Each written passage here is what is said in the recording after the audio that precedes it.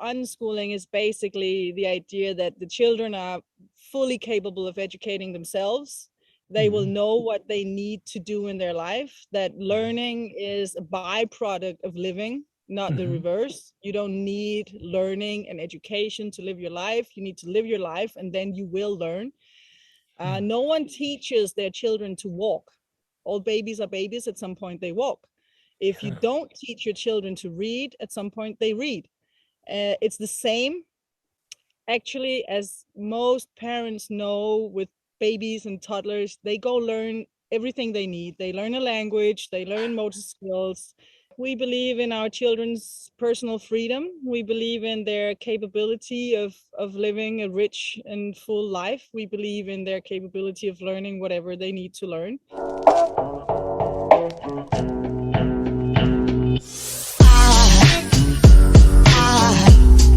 Aside from my soul.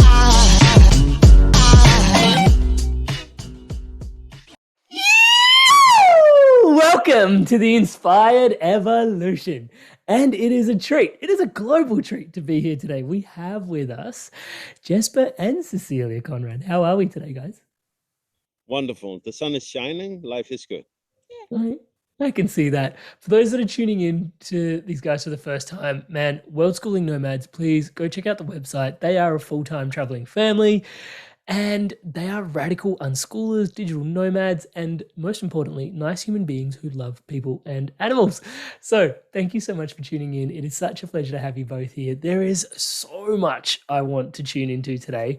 But for those that are tuning in for the first time, what even is unschooling? What is unschooling? Basically, it's just living life as if school didn't exist. How did that become a thing? Like there is, and it's and like this is the thing because like part of me, but this is the thing because part of me wants to go like, how did school even become a thing? Because that sounds like okay, because it makes me question like at some point school dropped in.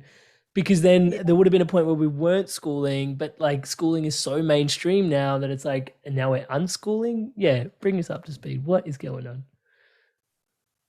I think explaining the whole history of the school system and how it brought about new ways of thinking might be a little too complex for this scene of 1 hour conversation. But basically, we do have the school system. We have more or less mandatory schooling or compulsive schooling in most Western countries. And we believe in it. We believe in education. We believe that this is the right thing to do. This is what children, society needs. And well, at some point, some people started thinking differently. And I still think it's too complex. I will babble on for 45 minutes if you get me started. So I'll do it slowly. So, but the idea about unschooling is basically the idea that the children are fully capable of educating themselves. They will know what they need to do in their life, that learning is a byproduct of living, not the reverse. You don't need learning and education to live your life. You need to live your life and then you will learn. No one teaches their children to walk. All babies are babies. At some point they walk. If you don't teach your children to read, at some point they read. It's the same, actually, as most parents know with babies and toddlers. They go learn everything they need. They learn a language, they learn motor skills. They learn so many things from they are born till they're 2 years old. And then for the weird idea, we believe that they lose this ability of learning by themselves. When they reach the school age. When they reach school age, we start, making them sit down and we think that, well, we personally don't, but as a society, we think that we know better what they are supposed to do. And well, unschoolers don't believe in this. We believe in our children's personal freedom. We believe in their capability of living a rich and full life. We believe in their capability of learning whatever they need to learn. We also believe that learning itself is not a goal. unless it is. Unless you tell yourself, I want to learn to play the guitar. Obviously, you want to learn to play the guitar. You sit down, you learn it. But we often meet this question: how do you know they reach their full potential? And we have bright children, but it's like, what potential? Potential for a happy life, potential for healthy relationships, potential for knowing who you are and what you want, and how to evaluate your life so that you can be grateful every night when you go to bed, or reaching some government standard of math skills for 11 years old. I mean, it's what do you want? What is important? And for us, these school things are not that important. We find other stuff important. It's interesting, isn't it? Because Conrad, you didn't have conventional education in your background, but Cecilie, you did. Yeah. Yeah. But then tuning into your stories, Jesper had more of a challenge with the unschooling concepts than Cecilie did. Is that right? Can you guys unpack a little bit around coming to the decision? Yeah. Well, the thing is, I think that has due to the way we dads detach ourselves more from the parenting role. For me, I was the breadwinner of the family. Cecilia gave birth to the children, obviously, and were there and nourished them. And I went pretty fast to work again. And so you have a detached connection with your children in another level than women has. And on top of that, I'm a regular guy from a normal suburb of Copenhagen, and I thought private schools were snobbish, and then the whole idea about unschooling. I had the normal feeling a lot of dads had, is like, there's nothing wrong with me. I'm a product of the school. Why shouldn't the school be good enough for my children? Kind of stupidity. But and I'm from a crazy hippie family. Yeah. but yeah, and the fun thing is, I'm the most unschooled of us. If we look at our education, he was in school, but he never paid any attention. I didn't listen. No. You unschooled yourself. But it's a normal reaction, and it's often the moms who see and understand their children on this level better. So it took me some time, and the story is that we started homeschooling our kids first, and then later on unschooling, when our back then 6-year-old told us he didn't want to go to school. And the process very slowly was, Cecilia was the one taking him to school, trying it out, and he wasn't happy, Storm, and he said to us he didn't want to go. And Cecilia, I convinced her to try one more time. And then the teacher said something really, really stupid. They said, you know, I'm a trained psychologist. And when someone tells me that a child has too much of attachment, they don't know attachment theory, which is kind of annoying to me. But they told me that my son had too much of attachment to me. So that would be the reason he didn't like being in the school. This was a great alternative, absolutely free, open-minded, liberal. Wow. Very beautiful. And I liked it. And we have an older daughter who was in that school and liked it at the moment, at the time. So it's not that I was against the school. Storm did not want to go to school. And well, we had to, anyway, the teacher said, I think your child has too much of attachment to you. So you have to let the child come with the father. And then I thought they were right, because I was a normal stupid man. So part of me was like, yeah, maybe you're a little too motherly, maybe you're curling him a little too much. And then I tried to bring him to school. No, you didn't. Yeah, no, I did. Okay, it was. No, you didn't. Can I tell the story? Because you didn't. I did, because you wanted me to do it. Okay. When Storm said he didn't want to go to school, I said, okay, I'm fine with that. Yeah. And you said you're not fine with that. No, but you wanted us to try, and then we tried. Then the teacher said this stupid thing, and this is Thursday, and Storm only had school 3 days a week, Tuesday, Wednesday, Thursday. We tried in the mornings. We went home whenever he didn't feel like it anymore. I never left him there alone. And you know, this was Thursday. I had this meeting with the teacher. They said this thing, and I was like, there's no such thing as too much attachment to your parent. Anyway, so next school day would be Tuesday. Come Saturday, in between here, a friend of mine dies of the same disease I just survived. Yeah. And we went to the funeral Sunday or Monday. Wow, that must have been pretty and confronting. that was like, you know, another curtain being pulled. Like, okay, what? And you sat in the car when we went home from that funeral, before we even started the motor. You said, what the are we doing here? Our son is not happy. Life is beautiful. If he does not want to be in school, we can just not do it. Yeah. And that's where it stopped. Yeah. Yeah.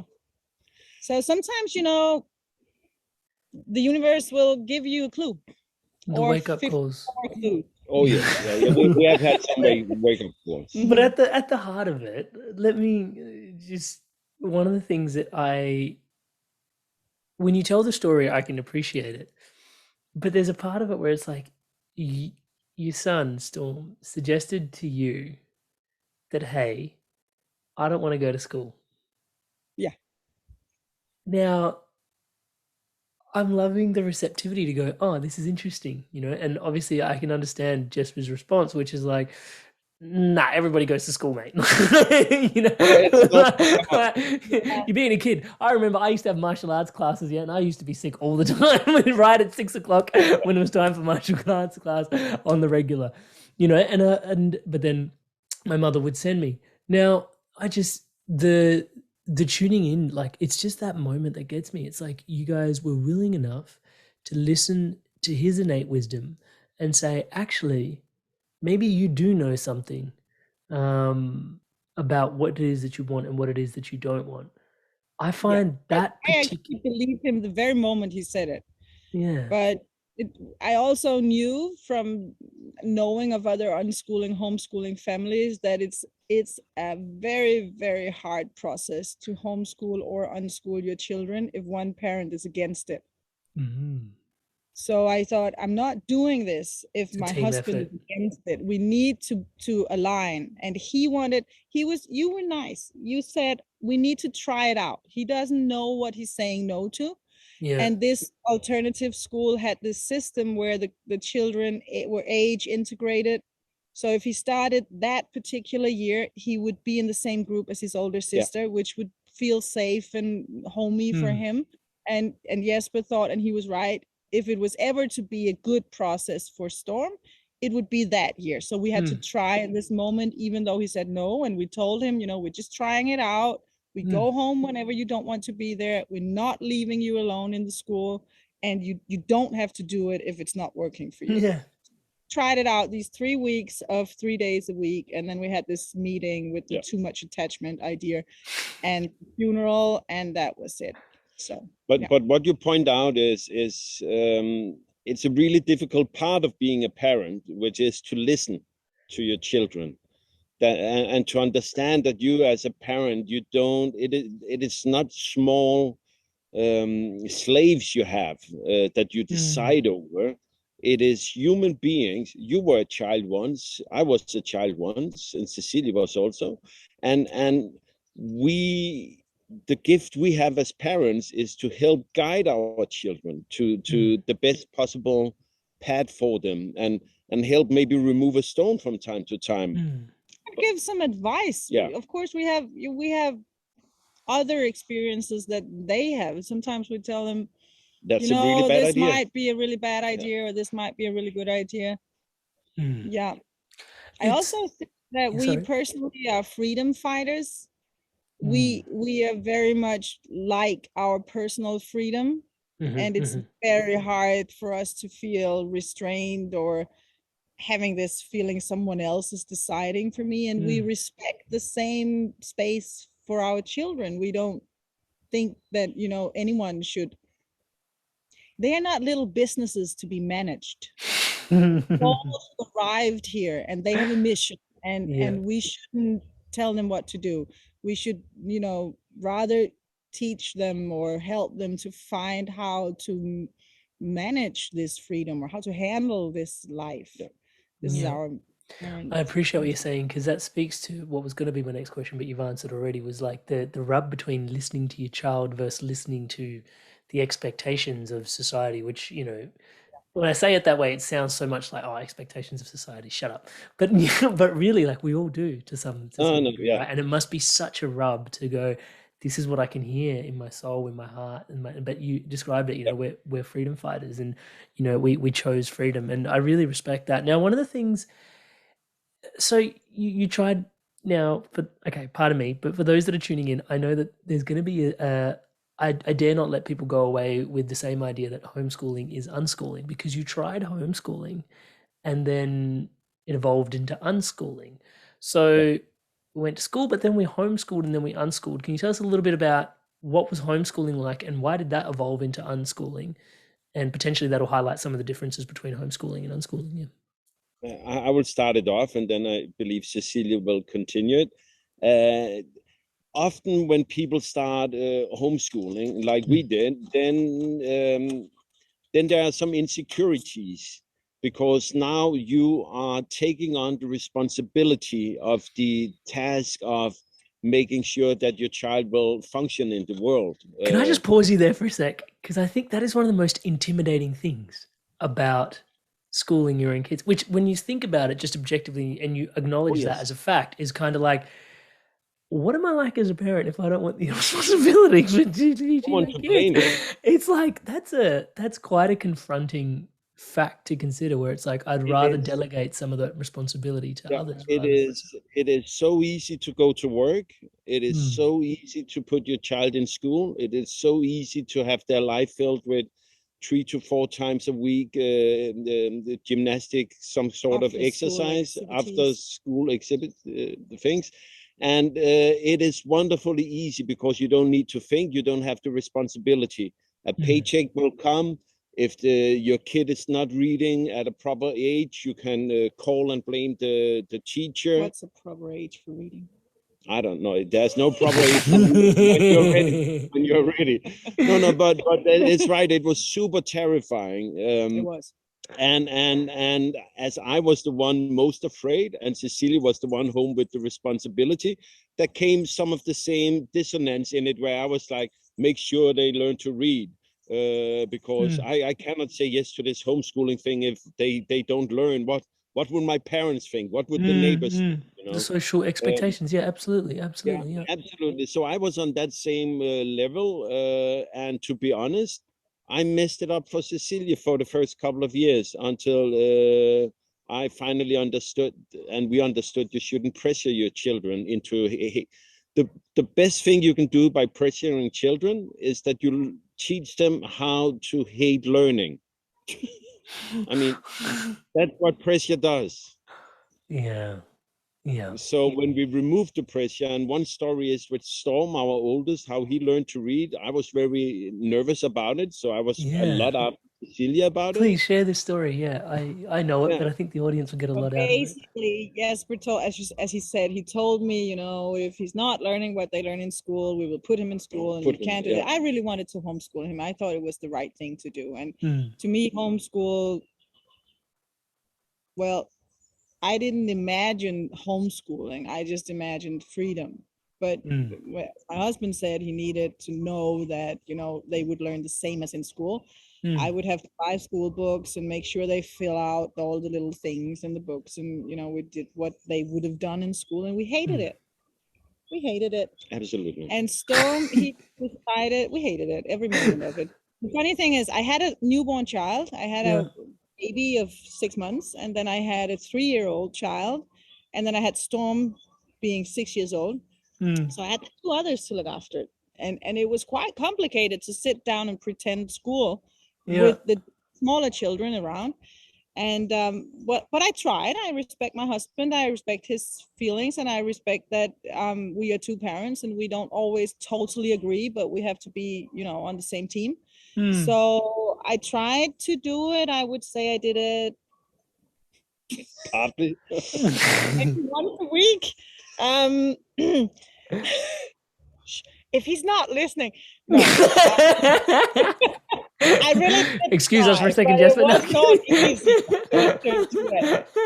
But we did try. We sat down at the kitchen table, totally traditionally, trying to do a school-like situation, trying to teach him stuff. And he was one big vibration of protest. And he decided, I am never going to learn to read. And he held that thought for many, many years. Wow. And the funny thing is that his younger sister, growing from 3 to 4, learned to read. So she could read when she was 4 years old. And Storm refused to learn to read. He refused to try. He refused to talk about it. There was no reading. And he did not read until he was 13 years old. So hang on a sec. Sorry. Took a lot of courage from our side. Yeah, I was gonna say, like, as a parent, like at that point, do you go, it was not easy. what are you doing, man? Like, what are you doing, man? But then I read about it and looked into it. And in natural learning, if you leave your children be, let them read whenever they read, let them sing, play the guitar, learn math, crawl ladders, build Lego, do whatever they do. Reading, of course, is a key element. You know, everybody's looking at when do they read. And a lot of children read when they are 12. A lot. It's not uncommon.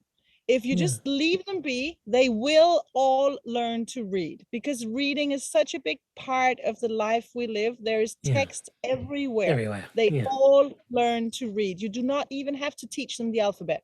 They will learn to read. But some of them take their time and they read when they are 12, even older. Some of them are 15 before they read, but they do read, and not poorly. They read. Well, you said he started reading in like 3 languages or something. No, that's the fourth child. No, Storm, he picked up reading when he was 13. Yeah. Just before we took off in the bus. He got a Kindle, an ebook reader, and he decided, well, basically, he decided there's this book. It's not coming out as an audiobook. It's number 3 in what's it called? A trilogy. It's not being translated to Danish, and it's not coming in the audiobook version. So if I want the end of this story, I need to learn to read, and I need to learn to speak English. So, and it's such a good book that I want to read something less interesting first, because I want to have this skill before I read. So I picked up his Kindle and he started reading. Fast forward 3.5 years, that's now. The kid is reading all the time. Almost the time. Almost annoying. You cannot get him to help with anything. You're trying to talk to him and he's reading. He read hundreds of books in several languages. Wow. He discusses literature with highly educated people. And has a book club. Yeah, that's one to think about. Yeah, so, but this was our first unschooled child, and it was not easy. And we had this 4-year-old reading, and we're reading family. We read books all the time, and I'm highly educated. I have a university degree, and everybody's educated, and this kid not reading, and my mother-in-law asking about it. That would have been fun. Amrit, if I can say one thing to it, a lot of it actually have to do with confidence as a person and self-love, because it's, as you say, it's the what would the neighbors say feeling, what would the mother-in-law say. So if you come to a point where we are now, where you stay inside your own truth, we know what we're doing is right. We can see we have highly social, outward spoken, friendly, wonderful human beings as our children. Then it becomes a lot easier. But in the start, you take on these different crutches, and that can be bringing the school home, as mostly homeschooling is. Then you end up speaking educanese, is where you explain unschooling in an educational fashion, saying, oh, but when he is the traditional, we're baking, that's math. But in my house, when we bake, we make cakes because we like cakes. We're not doing math. Yeah. But it's like a step, you know, you try to explain and you try to fractions in and you try to what is the word? Oh, sorry. Fill the gaps or sort of over. No, but protect your own, like, okay, you talk. No.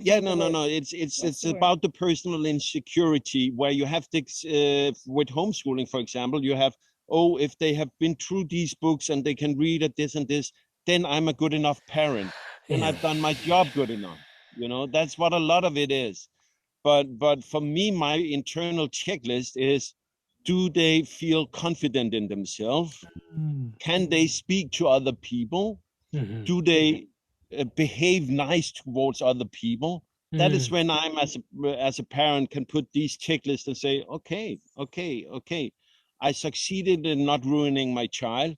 I have made a nice human being. I think one really important thing that we want our children to learn, and that they will learn from this different lifestyle, is you get up in the morning.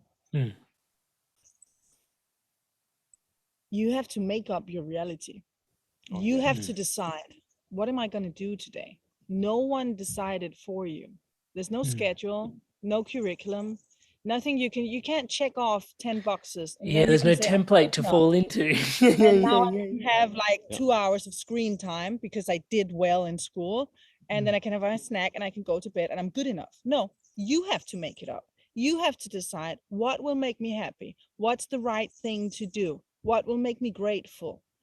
What's my path today? How can I be of service to the society around me? How can I be of service to myself? This is a skill hardly any adults have nowadays. It's very hard to do. It's very hard to do.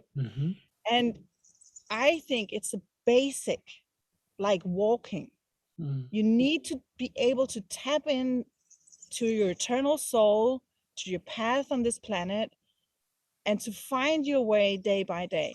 No one knows the full picture, but everyone needs to know, where am I going? And to have some confidence that what I did today, maybe I washed the bed sheets and made a soup. That's it. Played some music and talked to a friend. But this is what I was supposed to do today. This is right. And I go to bed at night and I feel confident, I feel satisfied, I feel happy, and I feel worthy. And I think this idea of constructing or creating your own life in a meaningful way, this is what I want them to learn. If they speak languages, do math, whatever schoolish thing, okay, I'm happy. If they don't, okay, I'm happy. I don't care. But this skill, I'm looking for it. This is the only thing I'm like really trying to manipulate. Like, can you please try to do this balancing of your. And what I'm hearing echoed in that sentiment is that you feel like this is cultivating that in a much greater way than the regular school. And school? Don't get me started. I don't want to be negative. Not negative. You can move away from negative energy. So let's talk about school. So one of the questions I've got then for you guys is, okay, respect. How does that work? Yeah, because at a certain point, I've tuned into Jesper quite a bit of your work as well, and it's the willingness to, when your kid comes up to you and goes, hey, answer to this, or what are we going to do with this, or what are we going to do, like having those templates to fall into, I'm sure can be very convenient. As you've described, it can be quite challenging, right? To be very free and having, you decide, you are the master of your own destiny. Please, let's go see what you want to do. Now, your role, I can hear, is about advice, but then there is some sort of, I guess I just want to ask the question around, not necessarily being authoritarian, but the competence of being, I'm the parent and I know how to do this, listen to me, versus do they still listen to you when they're crafted to be so open? Should they even listen to their parents? Like, how do you navigate what mainstream would sort of consider as being the respect piece for the parents? So you're talking about they have to respect us, or we have to respect I'm them? just inquiring. No. I'm not sure I understand the question. Great Sorry. point. Do they respect you and your guidelines when you put them out for them? Like how does that If I work? give them reason to respect me, they respect me. If I'm stupid, they don't. Sometimes I am stupid. Yeah, we're absolutely not perfect. I mean, I have a. This is true. Everybody has temper. Sometimes you lose it, and then you have to say you're sorry and pick up the broken shot. Sometimes you're just stupid. You remember? I'm sorry. I'll take an example where you did something. It's not very stupid. No, but it's not. It's really not very stupid. But our youngest child, 10 years old, he's rehearsing throwing knives. Yeah. Yeah. And because it's fun. Because it's fun.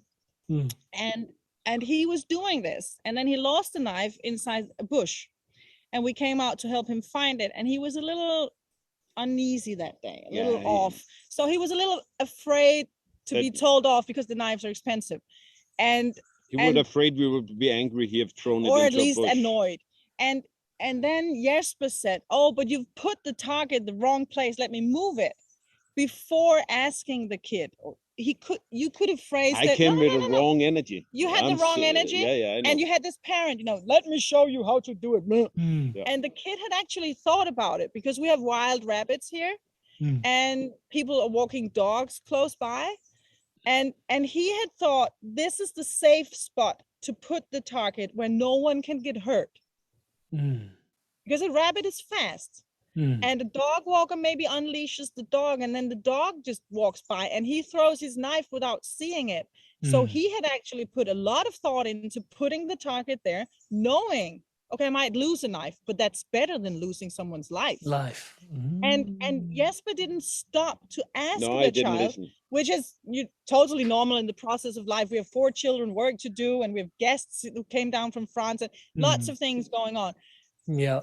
But it's a very good example of, do they respect us? Well, you should reverse it. Do we respect them?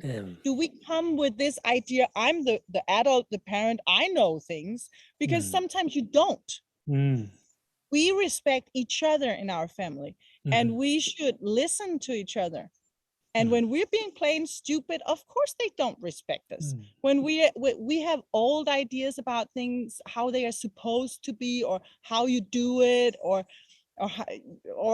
we have this idea stuck about something, or we're afraid of things that we don't know really, like, or the whole theme of computer games and iPads and stuff wasn't around when we were kids. So what do we know?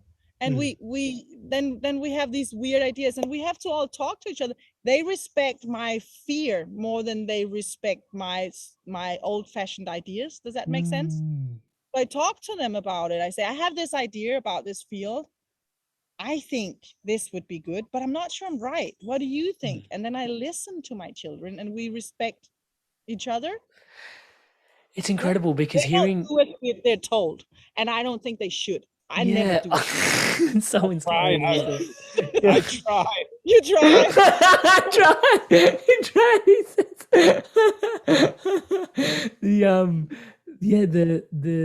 The willingness as the parent to just not know and just say, I don't know, and let's figure it out together is such a beautiful, exactly. It's so beautiful. They respect us much more when we do that. But this, Amrit, this is in theory, and of course we loads of time make mistakes, of course, where we have different stuff inside our head, do not have time to listen, or now we have 30 minutes and I do not have 25 minutes to listen to you right now to discuss it. So now this is what we're doing. But the question is not it's more like, can we do it right 95% of the time instead of maybe. But also, on the other hand, let's not get this, it doesn't have to slide too much.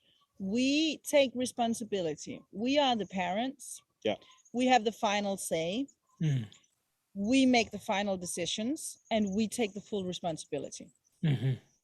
Because we don't want our children to be stressed out about, let's say, economy, or so we're traveling, we always have to decide where to go. We talk to each other, we discuss it, we make sure everybody's heard, but it's our decision, Jesper and I, where we're finally where we're going.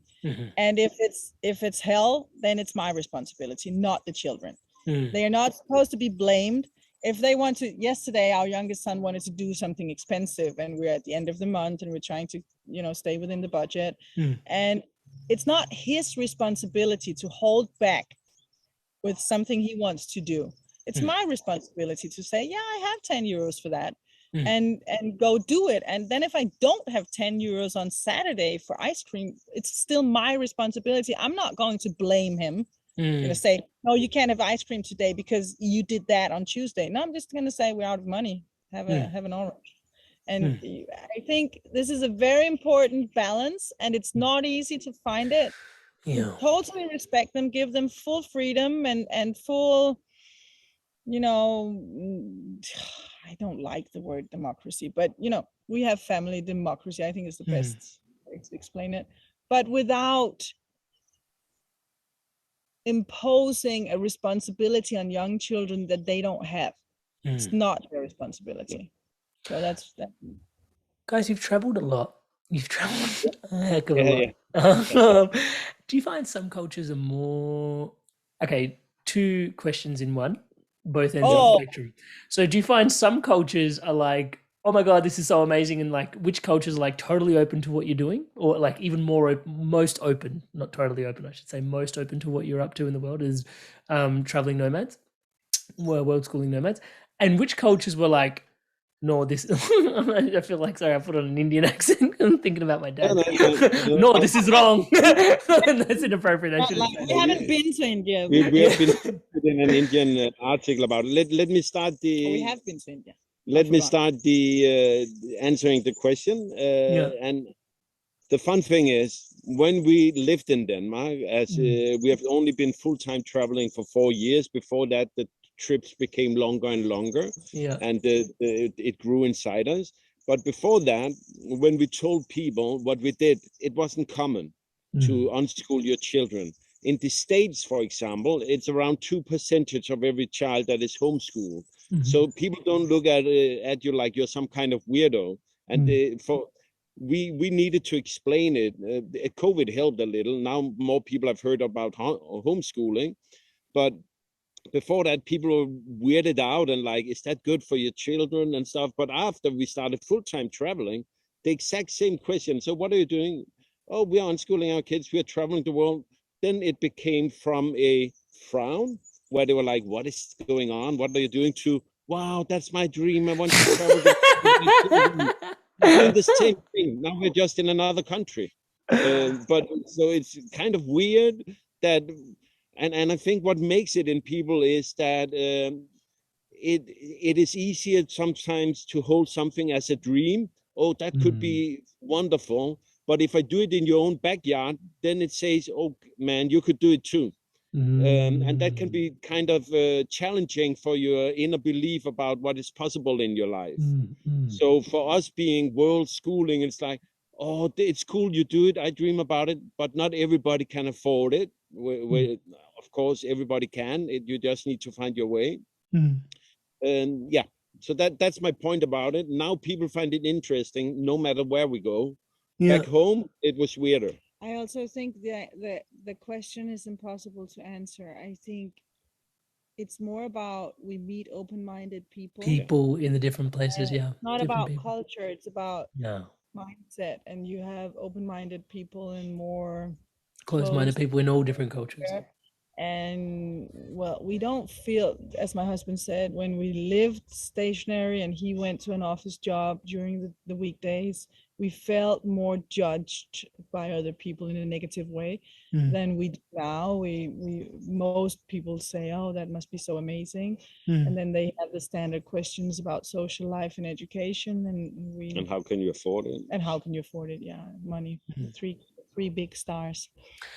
Does it feel... Sorry, I interrupted you. Sorry, please. No, I think we should move on because it's not... I was going to ask, like,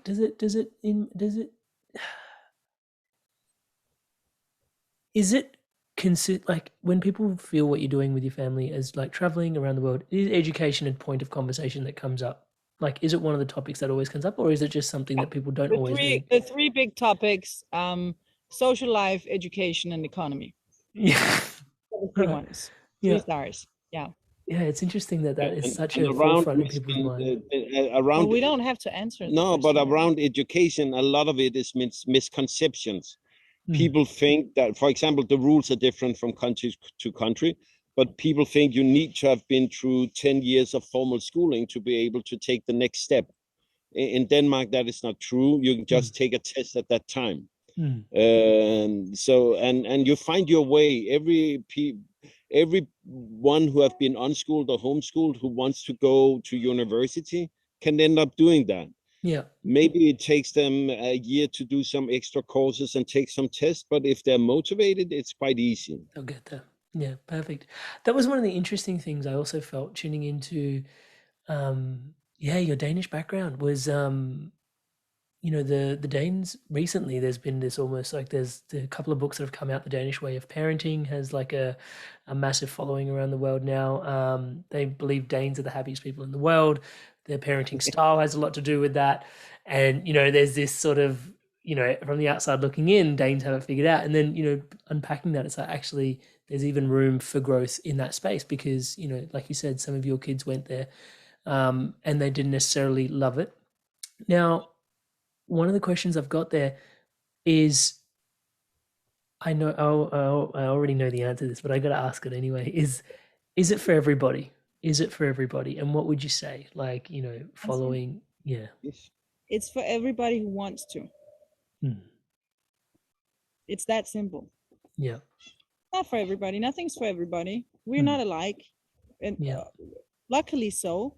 People are different. Everybody have their own path. And I hope they go find it. That's my, if I am to say something with the finger, I would say, I find it very important that everybody go look for their own way of doing things and their own path. And if your path is an office job and a school for the kids and a house and 2 cars and a mortgage and this whole style, I'm not judging you. I just would like for most people, because I believe that will make them happy, that they would figure out what they truly want and then go do it. Everybody can unschool. Everybody can travel the world if they want to, but it's not everybody who wants to. And I don't want everybody to live like I do. It's not a mission I have. I want to have my personal freedom, and I respect the personal freedom of everybody else. Yeah. But yes, everybody can do it if they want to. Yeah, and it comes down to one of the things I believe most strongly about, which is taking responsibility of your own life and also of how you are as a parent.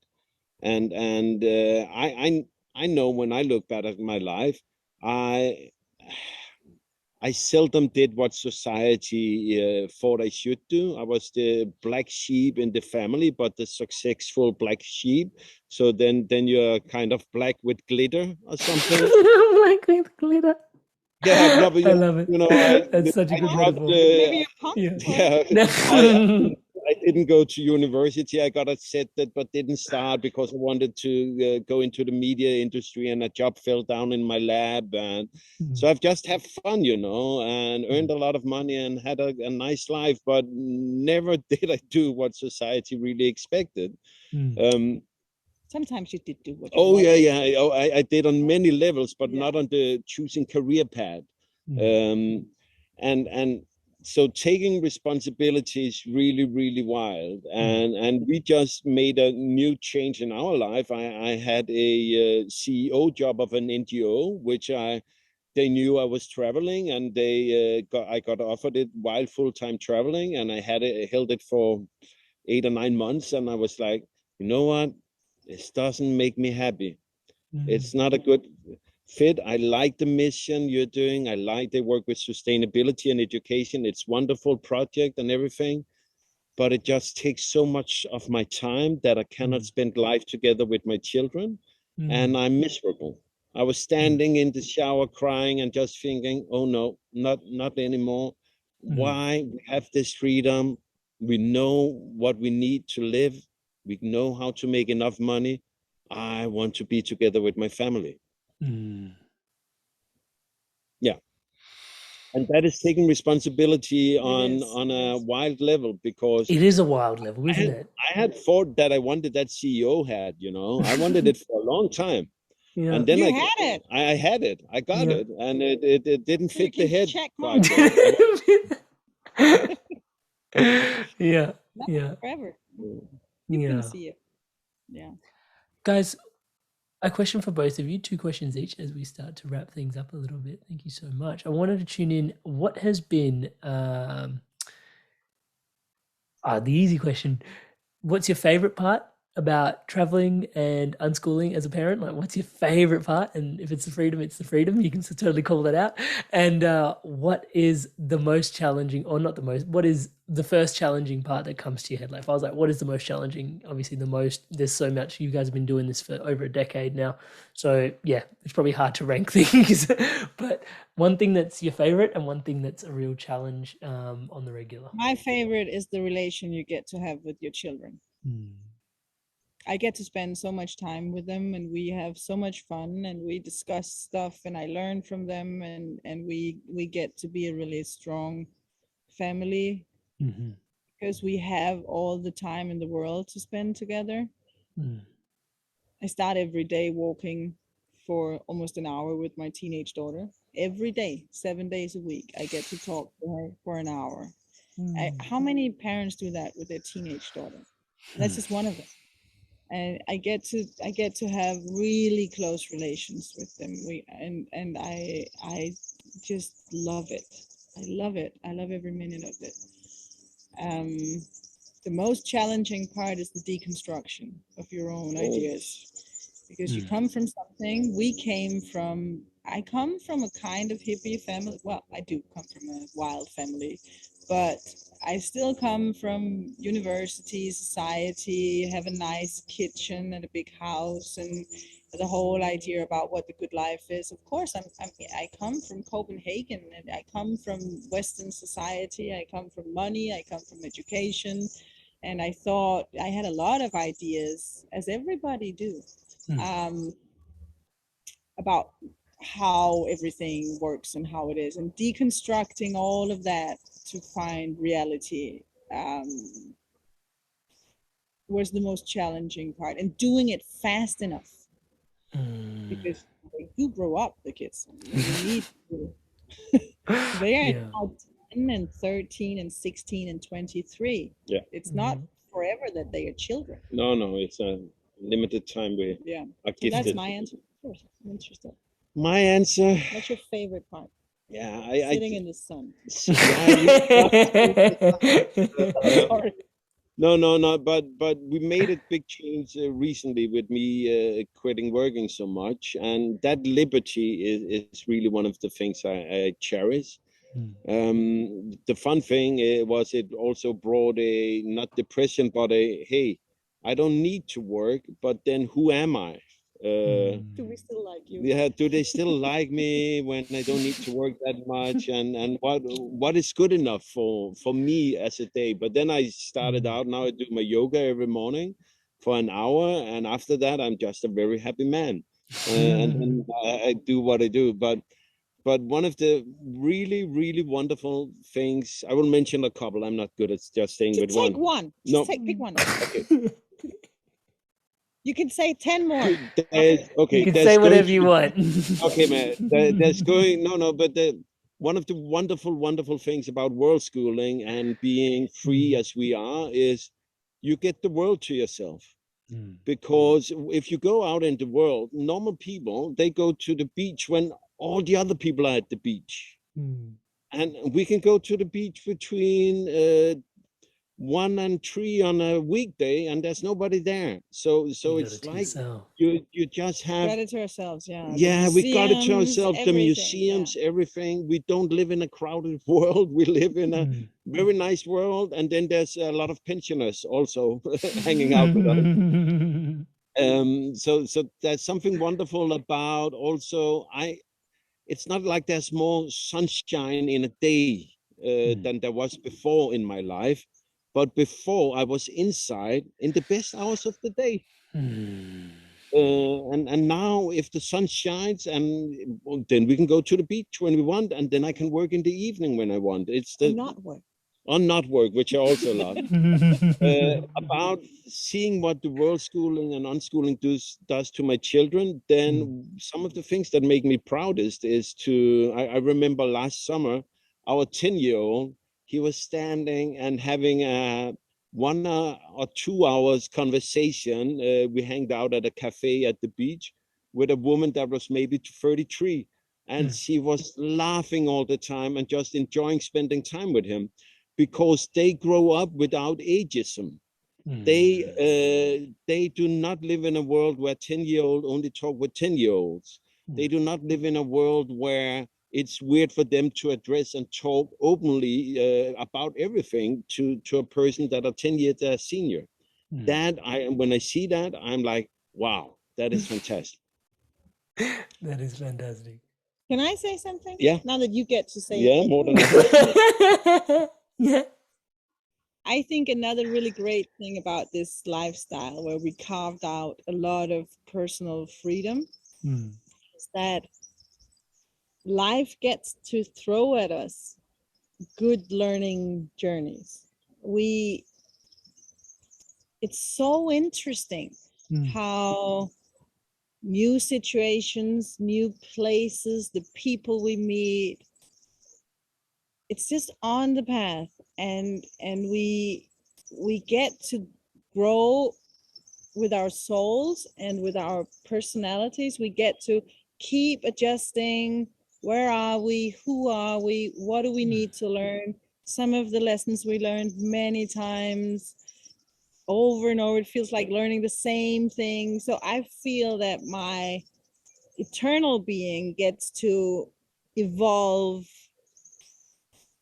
more, faster, with more richness, with more fullness, because my life is so full of situations that I can hear universe calling, like when we never moved the bus again, and things that happen, and we get to tune in. Okay, what's going on here? And when you throw yourself out into new situations, it's like waking up. It's like just being more tuned into everything around us. And I think we get to, I don't know, I feel more alive in a way. And I feel growing like in a more full way. I wouldn't say faster. It's like, more details are unfolding and growing. I really appreciate that part. And the fun thing about it is her wonderful part about that is also one of the ones I find most challenging. But to constantly be met by, and we will constantly evolve as human beings, because we put ourselves in so many situations, meet so many different people. We use so much time evaluating what we experience, talk about it. Okay, this person reacted in that way and this one in that way, and what did that mean? How does it make me feel? Sometimes part of me is like, oh, it would be so easy. Just watch Netflix. Yeah, like we'll go to work, watch Netflix, then I go to the gym every Thursday or something. Or something. Listen to your wife all the time. But it is hard. It makes sense. To evolve and to put yourself in a spot where you do it, and it's at the same time the greatest gift of it, to just constantly evolving. I would suffocate not doing it. Yeah. I would never be able to. Oh, guys, thank you so much for your time, your presence, your energy, for sharing yourself so openly with us here today. And honestly, I know it's not just today that we get to revel in this conversation. It's basically 2 people's lifetimes worth of work that you guys have put into building the life that you have the way that you have, and potentially built and helped build 4 other lives as well. Go you guys. And and just really just a lot of respect and a lot of love for you guys, and also just acknowledging you both for just the courage that it really takes to live that freely. Like that meant a lot to me, hearing that and receiving that in this particular episode. Is something that's really leaving a very lasting impression for me personally. I just became a dad, 8 months old at home, and thank you. And the big piece for me is, I kind of already felt this as being right in my bones, but you guys have really affirmed it for me, is the respect piece. Is respect them and they'll respect you back, and it's not about being authoritarian in any sort of way. It's just show them respect and they'll respect you back. And, even just, you won't get it right all the time, but if you get it right more times than not, you're on a good path. So thank you guys so much for your time, energy, and presence here today. I will put a link to you guys' website. Anything else you'd like linked into the show notes for people to reach out to connect into your work? I know there's a bit going on Instagram for you guys as well. How's that all feeling? If there's a link to the website, I suppose. If there's a link to the website, it's wonderful. Otherwise, we have Worldschooling Nomads .com and Worldschooling Nomads at both Instagram and Facebook. And the reason we share is basically because we ourselves would have loved to learn from people like us when we started out. 10 years ago, it was another field. Not so much out there, so we give back by letting people take a sneak peek into our life and listen to what we do, so they hopefully can get rid of all the what if and what would the neighbor say, and just come to being themselves. And follow their inspirations. Thank you so much for that as well, because it's like we said before, even in the episode, the challenges around, what the neighbor says and all that sort of stuff. It'd be so easy for you guys to just do your thing and just keep it on lock and enjoy yourselves. But, opening yourself up, potentially even to criticism along the way. But it's such a blessing to be so openly received and you guys sharing yourselves. So really appreciate that. Really, really appreciate you guys. All right. I'm going to love you and leave you. Thank you guys so much for doing this episode with me. Guys, check out more. Please check out worldschooling.nomads.com. Links in the show notes below. Hey guys, if you enjoyed this video, give it a like, leave us a comment. And if you want to stay in tune for new episodes launching every Monday, hit subscribe and I'll see you in the next video. Stay inspired to evolve.